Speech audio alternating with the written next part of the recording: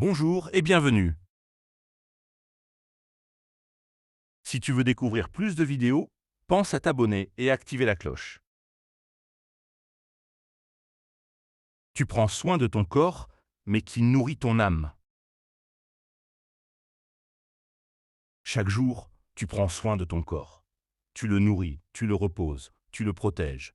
Tu cherches à le rendre plus fort, plus beau, plus résistant. Tu écoutes ses besoins, ses douleurs, ses limites. Mais au milieu de cette attention constante, une question demeure, souvent ignorée.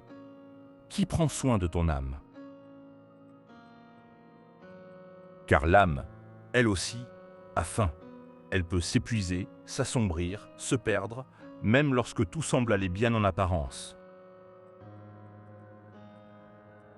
On peut avoir un corps en bonne santé et une âme vide. On peut réussir extérieurement et s'éteindre intérieurement. Dans la tradition de la Kabbale, l'âme n'est pas une simple idée abstraite. Elle est une structure vivante, une échelle entre la matière et l'infini, composée de plusieurs niveaux. Nefesh, Roi, Neshama, Aya et Yeïda. Et chacun de ces niveaux réclame une nourriture différente. Le Nefesh, le plus proche du corps, est le souffle vital. Il se nourrit de tes actions concrètes. Chaque acte juste, chaque discipline, chaque respect du vivant vient le renforcer. À l'inverse, les excès, la négligence ou les actes contraires à tes valeurs l'affaiblissent. Prendre soin de son âme commence donc par ce que tu fais, au quotidien, dans le réel. Le roi est le siège de tes émotions, de ton monde intérieur. Il est façonné par ce que tu ressens, mais surtout par ce que tu entretiens. La colère répétée, la jalousie, la rancœur finissent par obscurcir l'âme. Mais la patience, le pardon, la compassion l'élève et l'allège. Nourrir son roi, c'est apprendre à ne pas être esclave de ses émotions, mais à les transformer. La Neshama, elle, est ta conscience supérieure.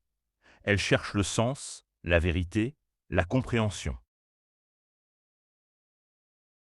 Elle se nourrit de connaissances, de réflexion, de méditation.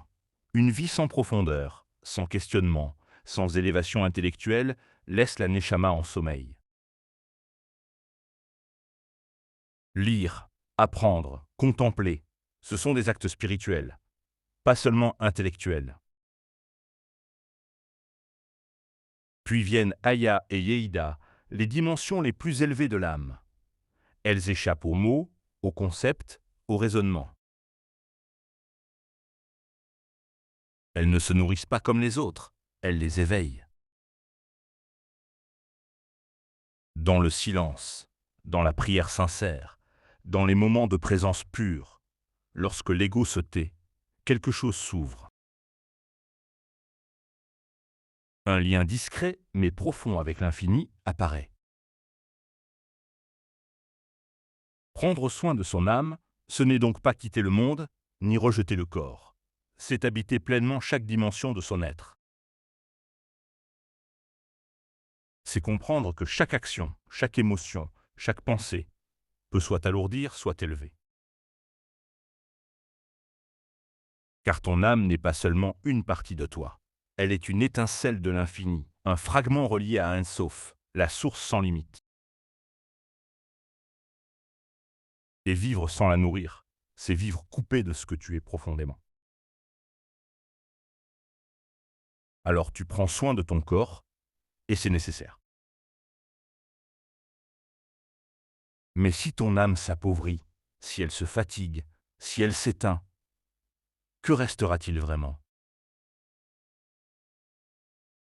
La vraie question n'est donc pas seulement comment tu vis, mais ce qui, en toi, est en train de vivre ou de mourir en silence. Merci d'avoir regardé la vidéo. N'oublie pas de t'abonner, de commenter, de liker et de partager.